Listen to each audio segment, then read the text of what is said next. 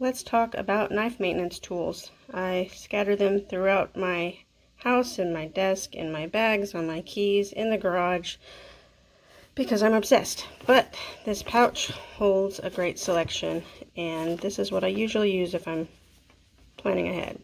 Strategery. So, here we go, the Maxpedition pouch. We'll just go through it as I grab things out. This little work sharp is essential. You should have several. Keep them in your bags. Keep them in your desk. You can sharpen, and it holds different bits to do some maintenance. It's fantastic. Next up, I use Wiha bits exclusively because they are just better quality. I'm nervous about ordering them on Amazon because I don't want to get knockoffs. So I usually order from KC Tools. This is a set of precision size 4mm torque bits. And I've bought extras of these, of the 4 and the 6 and the 8, and put them in different things. Then we've got this Wiha stubby, which holds 1/4" bits. This is great. They also have one that opens up and holds the bits inside, which I should get, but I don't have yet. Next we've got blue Loctite. Get the glue stick. They're hard to find. You can get them on Amazon. I don't know where else you can find them. They're expensive. They're worth it. It's way superior to the liquid. Use the blue only.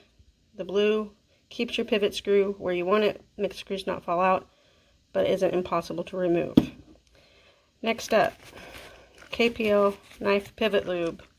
We've got the heavy for detent balls, and then the regular. These are my favorite. I haven't tried a lot of pivot lubes, but I like these. Okay, some lint-free cloths for cleaning. Usually you can find lint-free stuff in fingernail polish kind of places because people don't like lint on their fingernails, I guess. Speaking of fingernails, this is a little spray bottle with acetone, which is basically fingernail polish remover. I usually clean my knives with alcohol, but sometimes that's harder to find right now, so I thought I'd try this on these. You do have to be careful because acetone will take the printing off of your mat, which really sucks, but that's that. Some lint-free tiny little swabs instead of Q-tips. Q-tips are great, but also leave that lint, so this works. Probably just ordered it online. I got this out of one of my kits that I use for fixing Scotty's video game electronic stuff, but sometimes it's handy for popping off the scales and things like that. So anything like that.